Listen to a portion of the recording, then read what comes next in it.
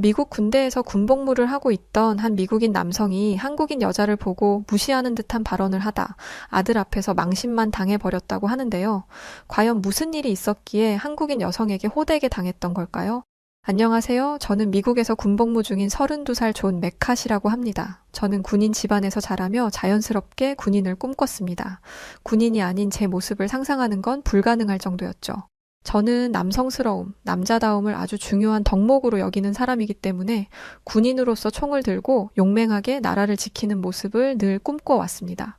게다가 제가 태어난 이 미국이라는 나라는 전 세계에서 가장 강한 나라이며 다른 나라들은 우리의 도움이 필요하다는 자부심까지 있었죠. 이런 저에게는 군인 말고도 오랜 꿈이 있었습니다.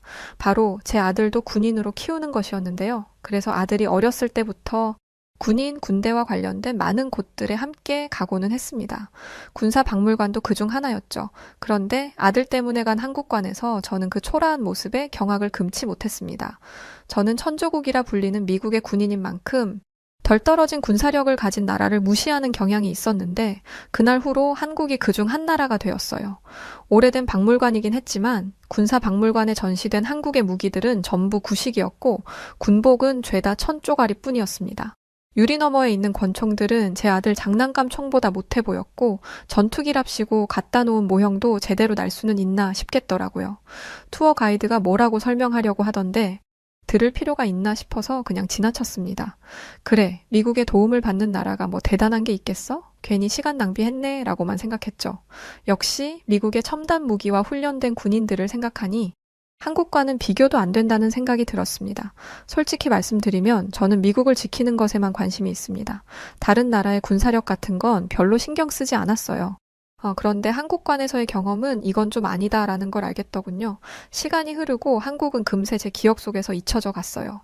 그런데 어느 날 저의 부대 동료였던 마이클이 주한미군으로 한국에 가겠다는 말을 했었어요.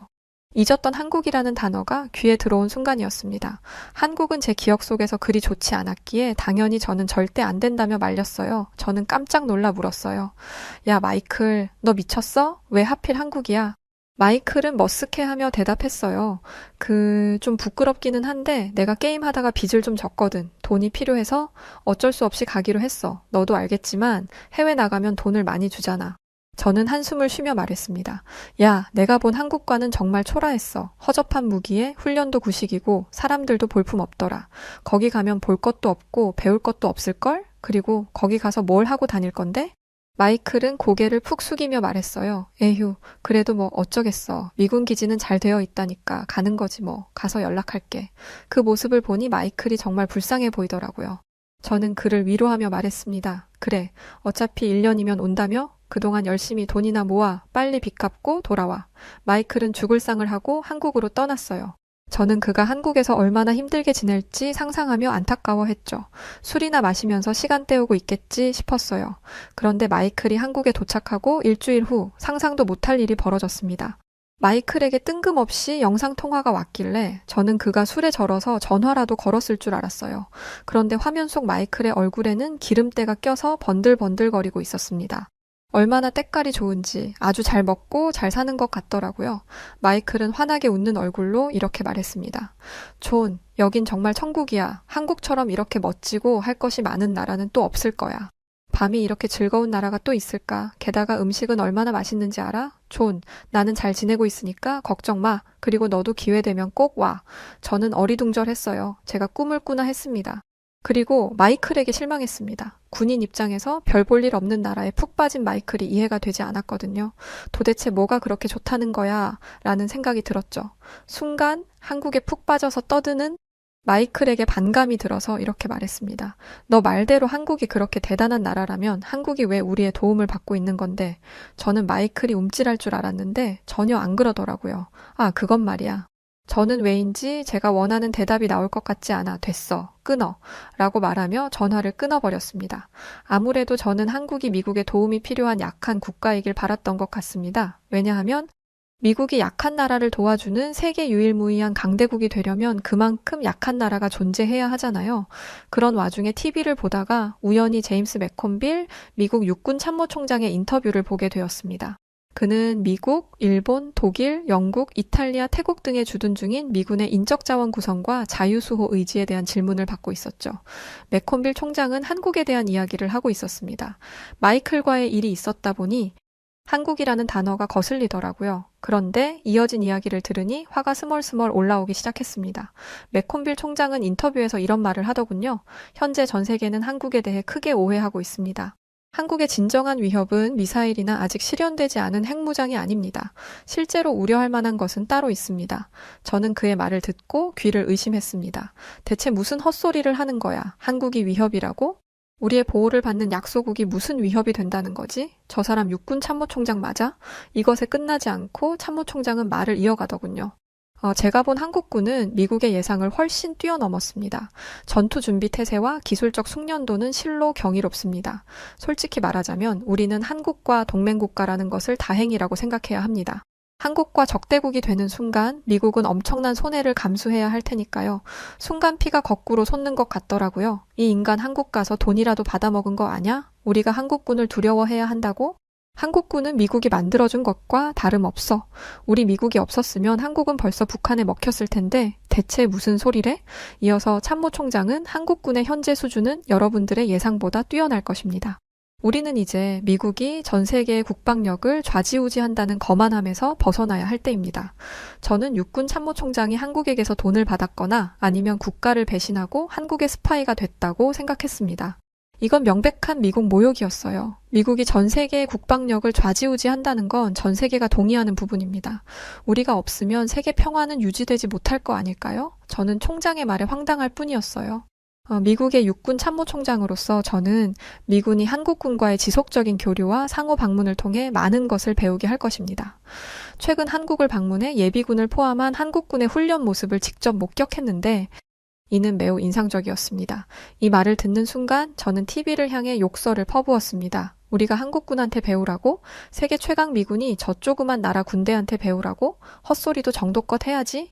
아무리 우리 미군 참모총장이라고 해도 이런 말을 인터뷰에서 쉽게 뱉어내고 있다니 정말 화가 치밀어 올라 견딜 수가 없었어요. 참모총장은 이런 말도 하더라고요. 특히 한국군의 첨단 무기 체계 연구 발전과 운용 능력은 앞으로도 발전할 것이며 한국과의 동맹을 강화해야만이 첨단 기술의 수혜를 누릴 수 있습니다. 저는 더 이상 참을 수 없었습니다. 저는 우리의 최고 지휘관 중 하나가 배신을 했다고 생각하며 분노했습니다. 그리고 저는 한국에 대해 더욱 안 좋은 감정을 갖게 되었어요. 애초에 한국을 그다지 좋아하지 않았는데 이제는 거의 혐오할 지경이었죠. 주한미군으로 한국을 갔던 부대 동료 마이클도 그렇고 심지어 육군 참모총장까지 별 볼 일 없을 것 같은 한국을 왜들 그렇게 우러러 보는 건지 저는 이해할 수가 없었어요. 그런데 시간이 지나고 어느 날이었어요. 그날은 평소와 다름없는 날이었습니다. 우리 부대원들과 함께 일상적인 업무를 보고 있었죠. 그때 갑자기 한 동료가 뛰어들어왔습니다. 당장 TV 틀어요. 그가 숨을 헐떡이며 말했습니다. 한국이 뭔가 대단한 걸 공개했어요. 우리는 모두 그가 틀어놓은 TV 주변으로 모여들었습니다. TV에서 생중계되는 영상 속에는 거대한 미사일이 있었죠. 저게 뭐지? 누군가가 물었어요. 현무5라는 무기라고 적혀 있네요. 한국어를 할 줄 알던 한 동료가 대답했습니다. 우리는 그저 의아한 표정으로 서로를 바라볼 뿐이었어요. 하지만 곧 현무5의 기능과 스펙이 공개되기 시작했고 우리의 표정은 점점 놀라움으로 바뀌어갔습니다. 현무5는 그야말로 괴물 미사일이었습니다. 거대한 덩치에도 불구하고 이 미사일은 놀라운 기동성을 자랑했습니다. 18륜 바퀴 정렬을 오른쪽으로 같은 각도로 돌려 이동하는 개걸음 쇼를 보여주자 모두가 입을 떡 벌리곤 아무 말도 못했어요. 저는 숨 쉬는 것조차 잊어버렸죠. 언젠간 한번 이런 게 있었으면 좋겠다. 하지만 그럴 리가 없지라고 상상했던 게 현실이 됐더라고요. 한반도는 도로가 좁고 산악지형이 많아서 무기를 이동하는 게 쉽지 않아. 이렇게 커다란 무기를 운송하는 건 꿈에서도 못 꾼다고 생각했는데 이런 기술이 있다면 육중한 현무5를 옮기는 건 일도 아니겠더라고요. 저 괴물이 저렇게 움직이는 게 말이 돼? 현무5의 놀라운 점은 여기서 그치지 않았습니다. 이 미사일은 벙커버스터 기능을 가진 8, 9톤의 대형 탄두를 탑재하고 있었습니다. 탄두에 충전된 폭발물의 양은 무려 6, 7톤이나 되었죠.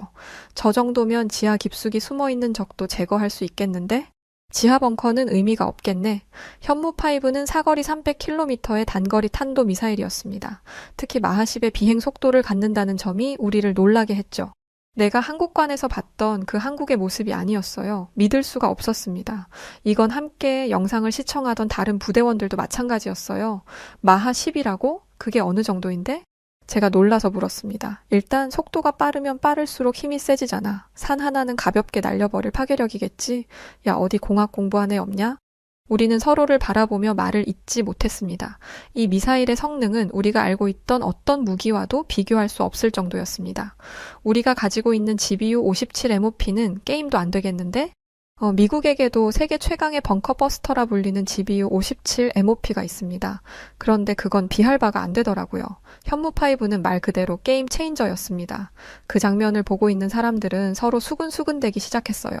야, 누가 미국이 한국을 도와주는 거래? 이 정도면 우리가 한국의 도움을 받아야 하는 거 아냐? 어떻게든 현무5를 받아와야 하는 거 아니냐고.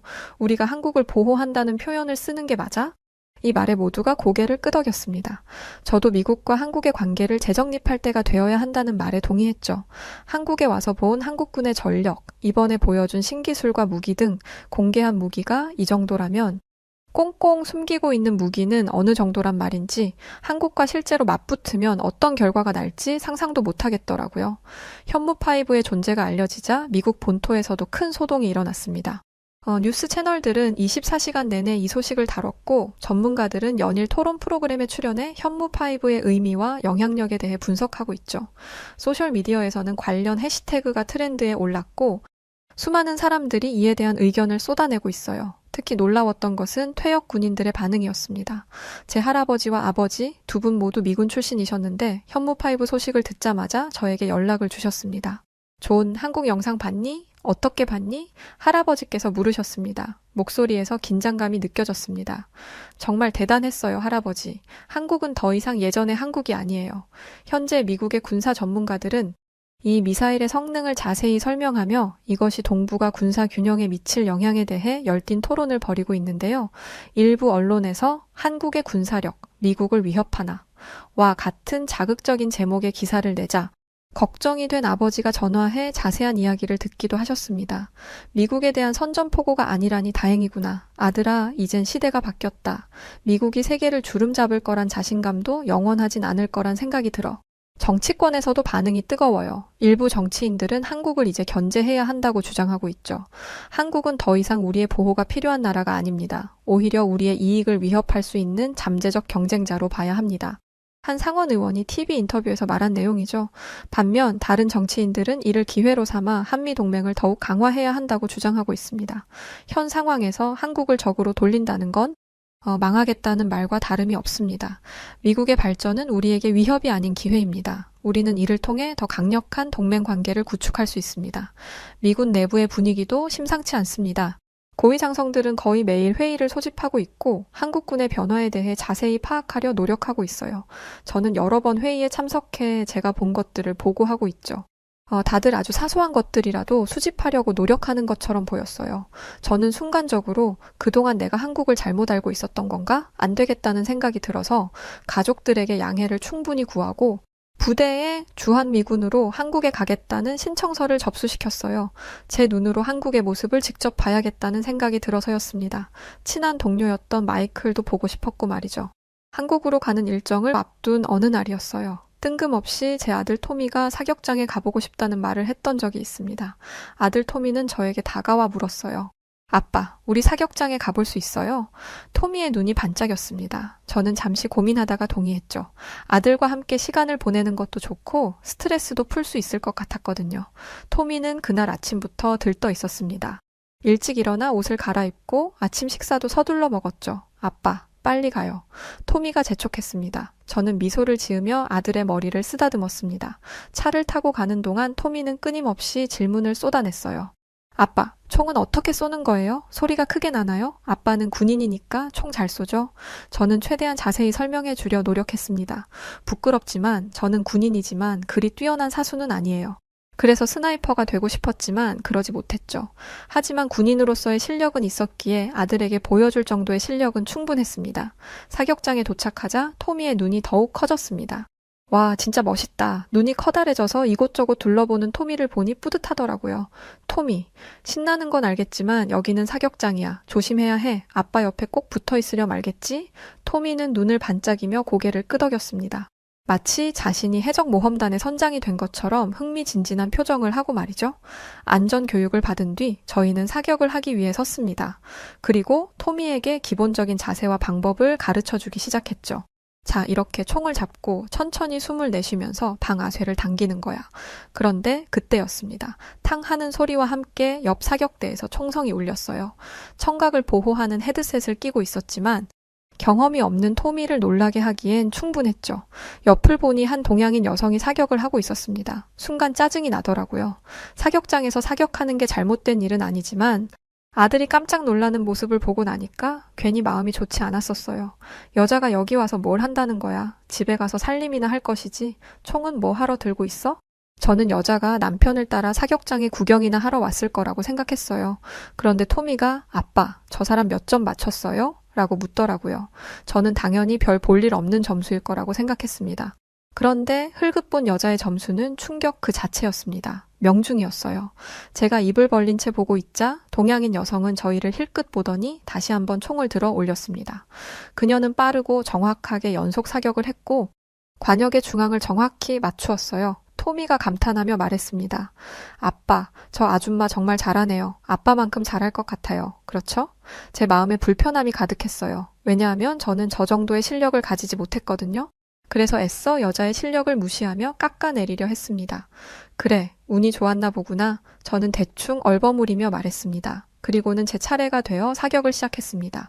하지만 긴장했는지 손이 떨려 제대로 맞추지 못했죠. 그때 옆에서 그 여성이 또 한 번 사격을 했고 결과는 역시 완벽했습니다. 저는 점점 더 초조해졌습니다. 대체 저 여자는 누구지? 어떻게 저렇게 잘 쏘는 거야? 슬슬 제 안에 있던 승부욕이 들끓기 시작했고 저는 혼자만의 싸움을 하기 시작했습니다. 여자는 모르는 저 혼자만의 싸움을요. 저는 여러 번 시도했지만 결과는 비슷했습니다. 어느새 아들 토미는 뒷전이었죠. 그러던 중 토미가 걱정스러운 눈으로 저를 바라보며 아빠, 괜찮아요. 다음에 더 잘하면 돼요. 라고 하더라고요. 이 말에 자존심이 팍 상해버린 저는 씩씩거리면서 그 여성에게 다가가서 말을 걸었습니다. 저기요, 사격을 꽤나 하는 것 같은데 어디서 배웠습니까? 남편? 아버지? 지금 생각해봐도 굉장히 무례한 말투와 행동이었죠. 저는 제 말에 여자가 발끈했으면 했습니다. 그러면 저렇게 대단해 보이는 사람을 저처럼 유치하게 끌어내릴 수 있을 것 같았죠. 하지만 그녀는 제가 뭘 어떻게 하든 전혀 상관없다는 듯 미소를 지으며 대답했습니다. 아, 저는 한국에서 군복무를 했어요. 그 말을 듣는 순간 머릿속이 하얘졌습니다. 한국? 내가 가려고 하는 한국의 여성이었단 말인가? 순간적으로 잘 되었다 싶었습니다. 어차피 한국에 가야 하는데 한번 한국에서 군복무를 했다는 이 여성이 얼마나 군인으로서의 능력을 갖추고 있는지 확인해보고 싶었죠. 그렇군요. 저는 놀란 마음을 들키지 않으려고 일부러 퉁명스럽게 대답했습니다. 그런데 실전에선 쏴본 적 있습니까? 관역 맞추는 것과 실제 전투는 다르다는 건 알죠? 그녀는 여전히 미소를 지은 채 대답했습니다. 맞아요. 하지만 기본기가 중요하잖아요. 그래서 감을 잃지 않으려고 이렇게 종종 사격장에 와요. 그리고 군 생활을 할 때 실전과 같은 상황에서 훈련도 받습니다. 저는 그 여유로운 모습에 괜히 지는 듯한 기분이 들어서 기분이 불쾌했죠. 그래서 그래봤자 한국에서의 훈련일 뿐이고 여기서는 사격을 꽤나 하는 듯해 보여도 실제 전장에서는 가만히 서 있는 개 한 마리 못 쏠 거라며 그 한국 여성에게 핀잔을 주었습니다. 그러자 그녀의 표정이 굳어지더군요. 무례하시네요. 전 아프가니스탄에 파병을 갔던 경험이 있습니다. 실전에 배치된 적이 있고 실제 작전에 투입됐었어요. 이래도 제가 실전에서 무능하다 말할 수 있나요? 그리고 왜 자꾸 한국의 훈련을 무시합니까? 제가 좋게 말하니까 만만해 보여요? 당신이 그렇게 자신 있다면 저와 한번 겨뤄볼까요? 솔직히 한국 여성의 제안에 당황했었어요. 분명 이 한국 여성은 저보다 사격 실력이 더 좋아 보였거든요. 하지만 옆에서 이 모습을 지켜보고 있던 아들이 있었기에 자존심상 거절할 수가 없었어요. 저는 그녀의 제안에 고개를 끄덕였습니다. 각자 10발씩 쏘고 점수의 총합으로 승부를 가리기로 했죠. 관역의 중심에 가까울수록 높은 점수를 받는 방식이었습니다. 갑자기 뜬금없이 두 나라의 자존심이 걸린 문제처럼 보였죠. 내기가 시작되었고 그녀가 먼저 사격을 시작했습니다. 그녀의 자세는 흔들림 없이 안정적이었고 숨소리조차 들리지 않았죠. 첫 발을 쏘는 순간 저는 그녀가 얼마나 숙련되었는지 느낄 수 있었습니다. 땅을 딛고 있는 발과 어깨선, 호흡 모든 게 완벽했거든요. 결과는 놀라웠습니다. 10발 모두 9점 이상을 기록했고 그중 7발은 10점 만점이었습니다. 총점 97점. 거의 완벽한 점수였죠. 이제 제 차례였습니다. 저는 최선을 다했지만 긴장한 탓인지 손이 미세하게 떨렸습니다. 결과는 참담했습니다. 10발 중 8점 이상을 맞춘 것은 단 4발뿐이었고 나머지는 관역의 가장자리를 맴돌았습니다.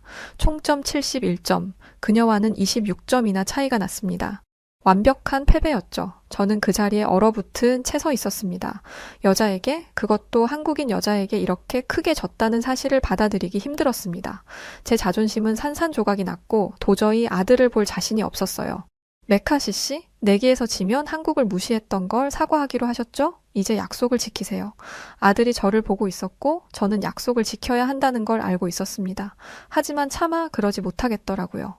결국 저는 이렇게 외치고 말았죠. 내가 왜 그래야 하죠? 난 틀린 말을 한 적이 없어요. 한국? 그래요 뭐. 나아졌을 수 있겠죠. 그런데 미국이 없으면 한국의 노력도 다 쓸모없는 거 아니에요? 미국이 없었으면 한국은 이미 공산화됐을 게 뻔하잖아요. 사격장이 갑자기 고요해졌고 그녀는 성큼성큼 저에게 다가오더니 이렇게 말하기 시작했습니다. 메카시 씨, 제 소개가 늦었네요. 저는 김지연입니다. 그리고 대한민국 육군 특수전사령부 예비역입니다. 저는 그 말에 충격을 받았습니다. 특수전사령부라니 어떻게 여자가 특수부대에 갈 수 있단 말이죠? 상남자 중에 상남자인 저도 특수부대는 힘들어서 꿈도 못 꿨는걸요. 김지연 씨는 계속해서 말했습니다. 저는 8년간 현역으로 복무했고 한미연합훈련에도 여러 번 참가했습니다. 저희는 미군과 함께 훈련하며 많이 배웠고 또 우리의 능력을 인정받았죠. 저는 말문이 막혔습니다. 제가 얼마 전 TV에서 봤던 한국 군인들의 그 날카로운 눈빛을 이 여성은 하고 있었고 현무5에 압도되었던 그때의 그 위압감이 느껴졌어요. 몸이 움찔해지는 듯한 기분이 순간적으로 들었죠.